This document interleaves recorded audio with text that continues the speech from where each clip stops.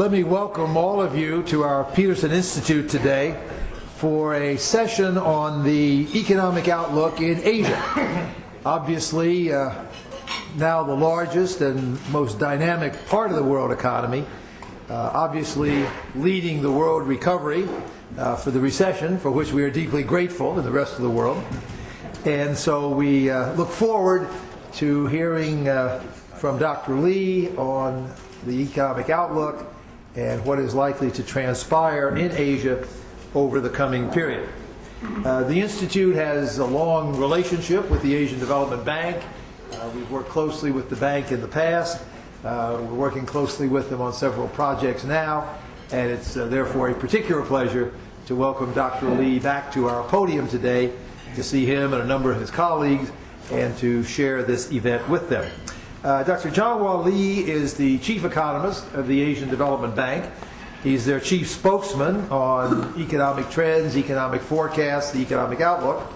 He oversees the Economics and Research Department, which produces the annual Asian Development Outlook, which is ADB's flagship publication forecasting trends in the region, and on which we draw heavily today. Prior to becoming chief economist, Dr. Lee was also head of the ADB's Office of Regional Economic Integration. For a couple of years, he held that position simultaneously. That is also a very important function because, as many of you know, the Asian countries have looked very much to the Asian Development Bank to help them develop their plans for Asian economic integration and cooperation.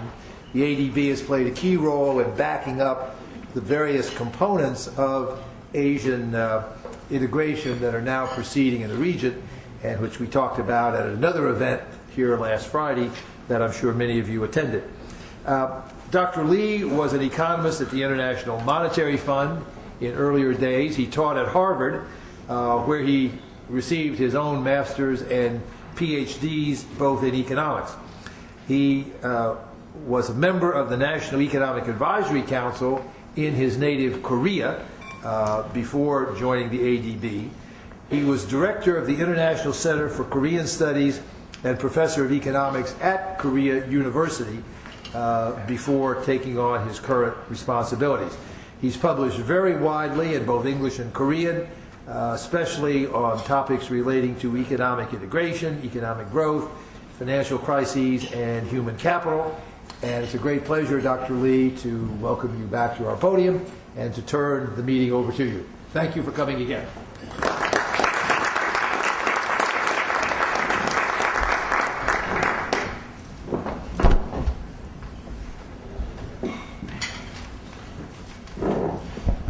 Thank you, Dr. Goldstein, for your kind introduction. Good afternoon, ladies and gentlemen. I'm very happy to be here today at the Peterson Institute for International Economics to launch the Asian Development Outlook we call ADO 2010. This is one of the major annual publications by the Asian Development Bank. It provides comprehensive economic analysis of 45 economies in developing Asia and the Pacific, and offers forecasts of the key economic variables. In my presentation today, I would like to focus first on the economic prospect for developing Asian economies, briefly present our views on the global recovery, and give you a snapshot of the factors that led to the Asia's quick recovery, and I will discuss the risks that could derail the rebound. In the second part of my talk, I look at the post-crisis macroeconomic policy challenges to developing Asia. This is the special theme of this year's ADO. And Asia's rapid economic revival also poses key challenges in macroeconomic policy management, particularly in ensuring the growth is sustainable. Let me begin presenting the key messages of this outlook. And developing Asia's recovery has taken firm hold, with growth projected at 7.5% as a whole this year. Now inflation pressure is are growing, but still manageable in the most of the regions. Nevertheless, the global uncertainty and also increase in capital inflows present risks to the outlook. In 2008 and 2009, the region weathered the harsh global economic environment very well. But now the question is, in order to return to the robust and sustainable growth, how to strengthen the domestic demand, especially when the region's economies start to withdraw the temporary fiscal and monetary policy support. So this is the key questions for Asia, and also authorities in the region must adjust their monetary, exchange rate, and fiscal policies to prepare their economies for the changing economic environment for the post-crisis period. This implies the reaffirming the commitment to the more prudent and disciplined macroeconomic policies in the mid-term and the long term. Let me now turn to the global and regional outlooks, and this table summarized our prospect for the global economic outlook. If we project GDP in the United States, Japan, and the Eurozone to expand by an average of 1.7% in 2010, accelerating slightly to 2.0% next year. But as emergency policy measures are gradually withdrawn, it is not clear that whether the strength of a broader demand component, especially from the private sector, will be robust enough to take over in the industrialized countries. For the United States, our projections are 2.4% in 2010 and 2.6% in 2011.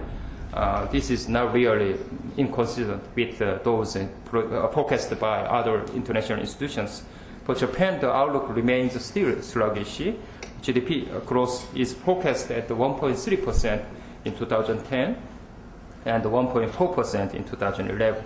For the Eurozone, GDP growth is expected to remain weak at 1.1% in 2010 and 1.6% in 2011. A mild recovery in the world trade is also projected for 2010 and 2011, ranging from the 7% and 8%. Inflation in the G3 economies is expected to be subdued, is below the 1.5%. By contrast, we are now optimistic that the developing Asia's economic revival will be robust, supported by the improving global prospect and the sustained impact of the large-scale fiscal and monetary stimulus. In 2010, we project growth to rebound to 7.5%, a strong acceleration from the 5.2% in the 2009, though still below the record 9.6% growth in the 2007. But the region also faces the challenges of maintaining momentum as expansionary measures are gradually unwound and as external demand pick up only slowly. We project 2011 growth to edge back to 7.3% as the effects of stimulus measures fade. This figure shows the sources of the GDP growth in 2009 in 8 economies in Asia. We picked up those countries. There are quite a varied performance among the Asian countries. This actually explains the importance of the resilience of the domestic demand, especially during the crisis time.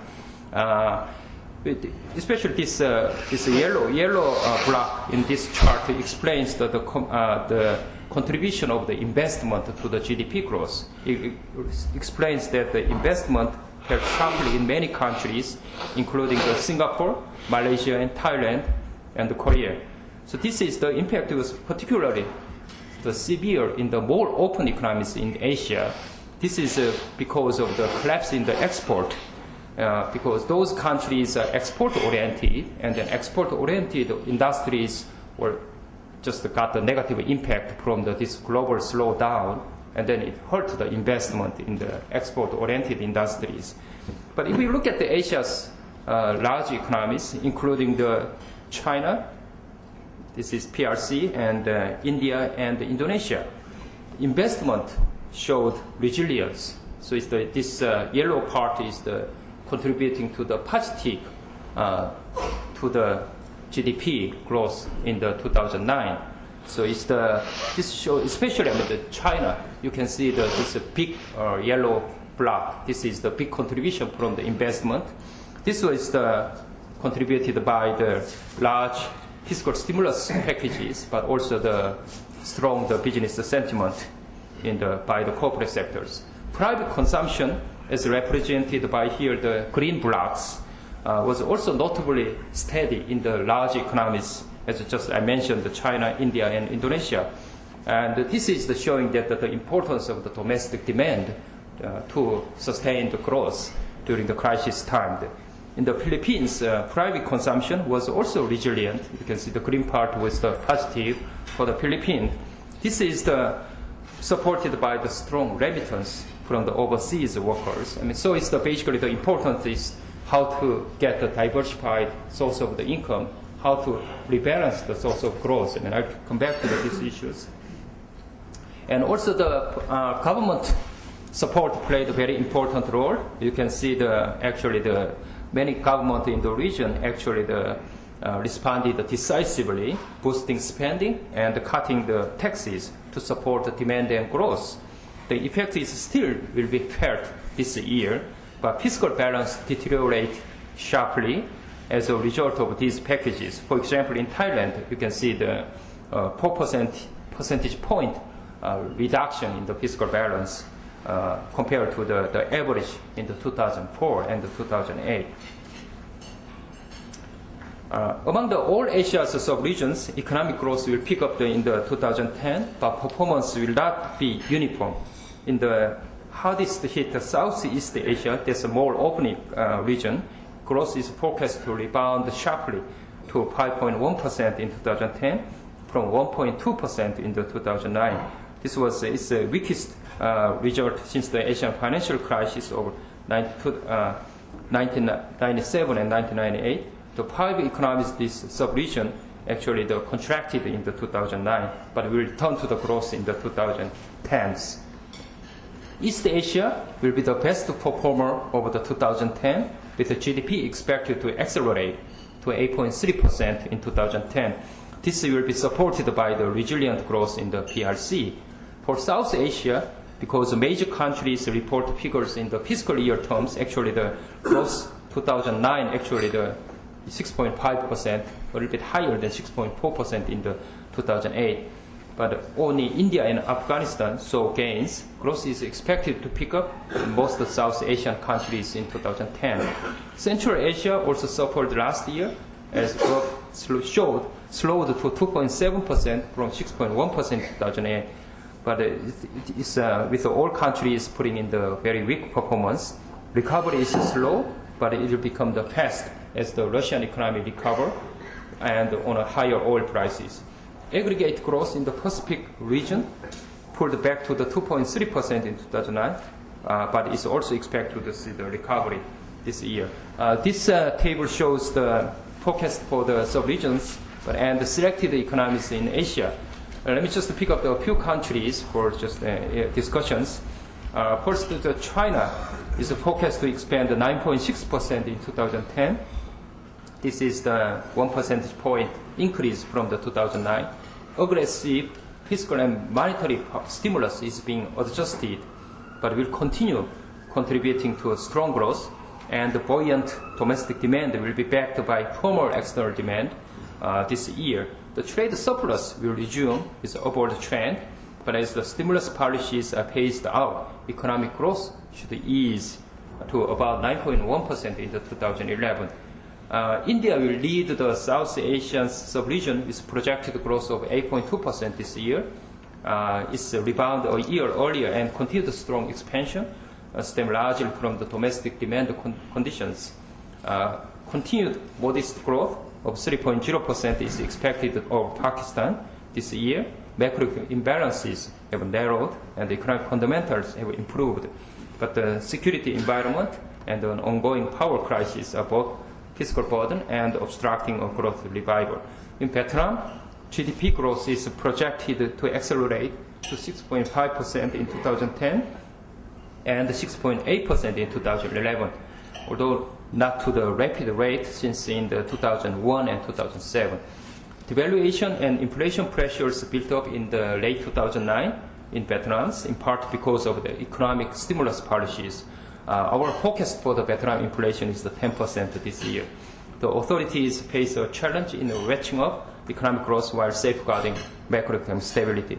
Economic activity in Indonesia is forecast to quicken this year to 5.5% and return to pre-recession levels in 2011, based on strengthening domestic demand and supportive macroeconomic policies.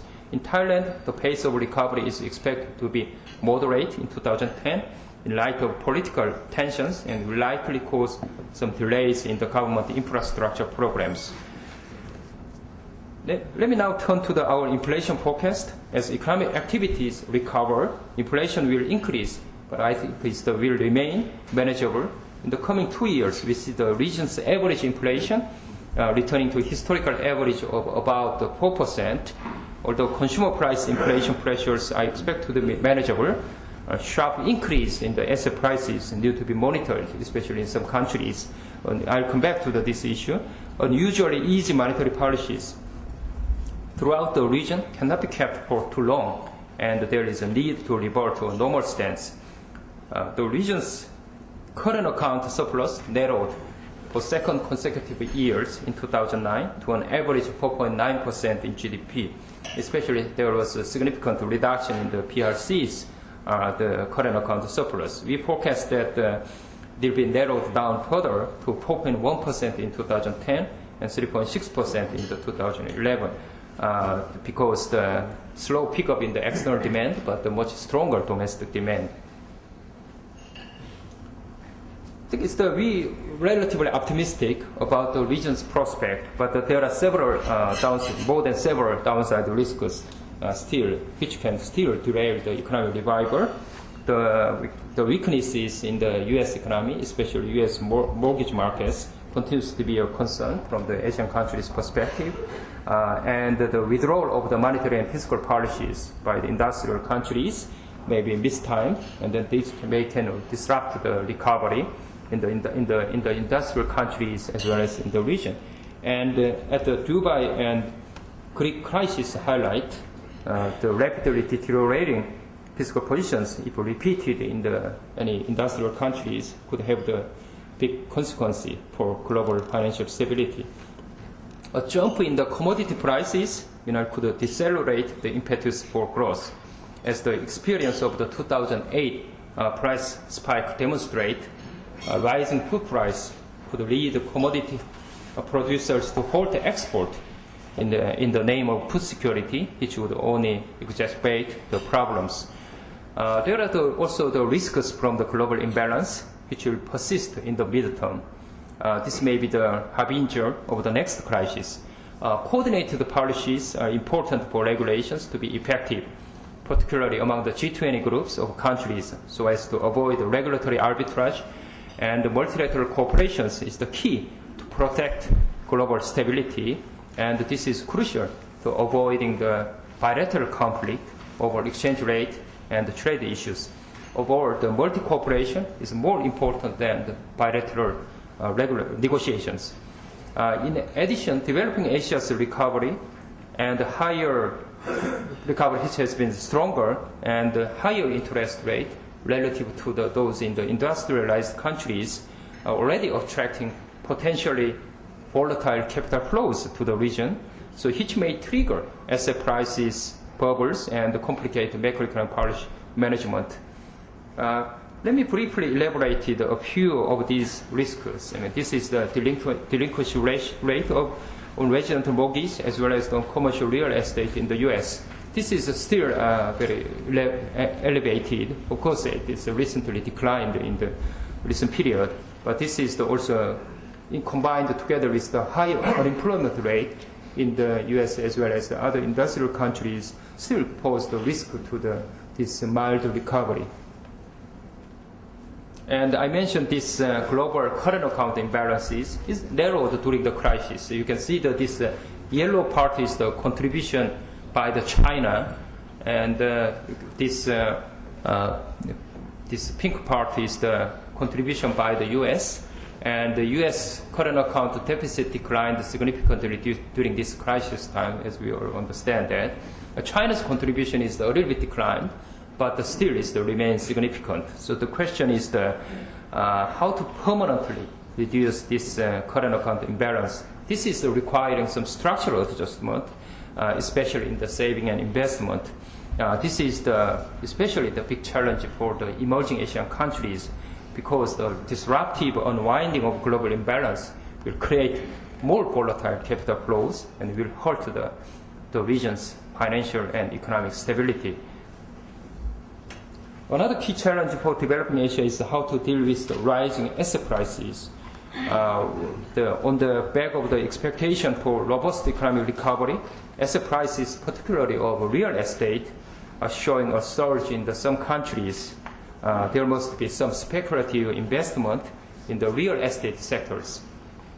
Now see the big increase in the real estate prices in the PRC, and this is example PRC and Hong Kong, China. House prices in the Hong Kong have returned to the pre-crisis level. You can see this chart. And then the China's case, I mean, this real estate price is the national average, but recently there's a significant increase.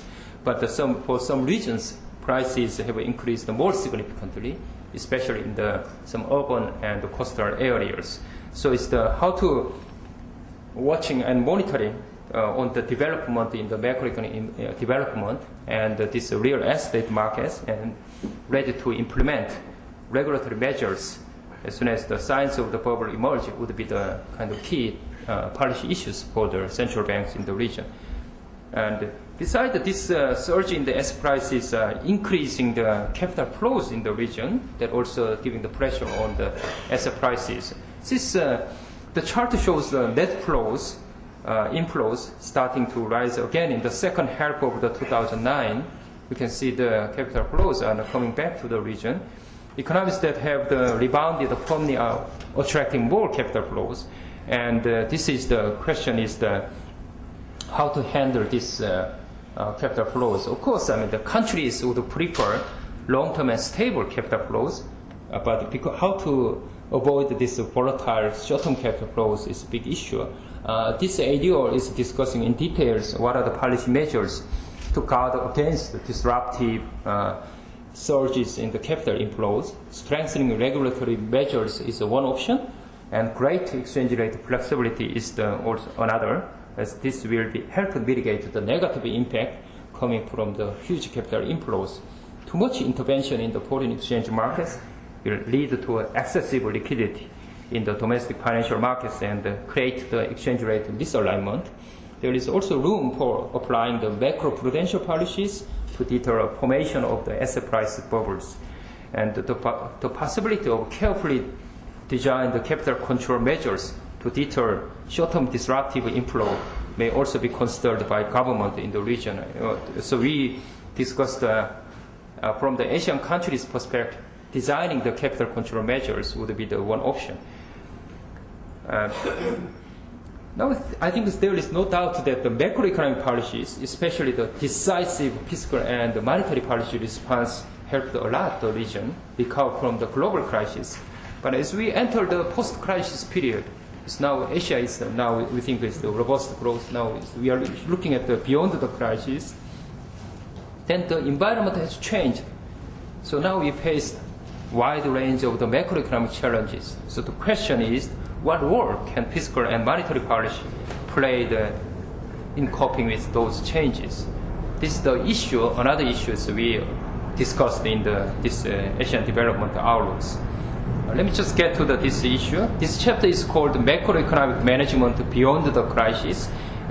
Explores the critical issues, whether Asia should pursue the current active monetary and fiscal policies in the post-crisis period, or we should go back to before the crisis macroeconomic policy management, or we should readjust our own macroeconomic policy management to meet the challenges in the post-crisis period. So I think let me just discuss some main messages here. I think we cannot deny the important role the Asian countries stimulus package during the crisis. As now the global crisis recedes and the normalcy returns, we argue that developing Asia should reaffirm its commitment to the sound and responsible fiscal monetary policies that fostered macroeconomic stability and sustained growth. There is, however, plenty of scope, as it does, to improve and strengthen monetary exchange rate and fiscal policies to better prepare the region for the post-crisis world. Let me just show some chart to explain the Asia's situation in this policy environment. This is showing that the inflation, the average, as well as the volatility. So basically, this black the bar explains the before the 2000, and then since 2000, many Asian countries implemented the inflation targeting and other policy measures to maintain the price stability. Actually, big decrease in the average inflation and volatility of inflation declined significantly. So there is the question is how we could achieve this lower inflation during the post-crisis period, especially with the challenge of coming from the volatile capital flows and increasing inflation pressures. Exchange rate policy is quite diverse in the Asian countries, and some are pegged to the US dollars, others are managing float. Some other countries freely floating their currencies. When the global crisis struck, many of the region's currencies depreciated initially. So this blue chart shows that until up to the first quarter of 2009, since the September 2008, how much the currencies depreciated. So many countries' currency depreciated, except the Japanese yen. Actually, there was the seeking to the safe haven and then actually appreciated. And the Chinese yuan just pegged to the US dollar, as you can see.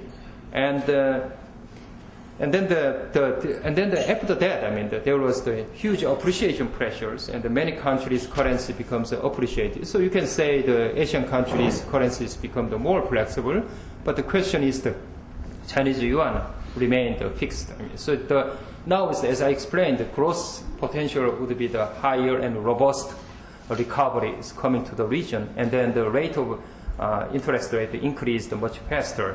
Then the question is there will be more attractive capital flows, and then it will give more pressure on the appreciations. Then how to achieve the concerted appreciation of the regional currencies would be another challenges.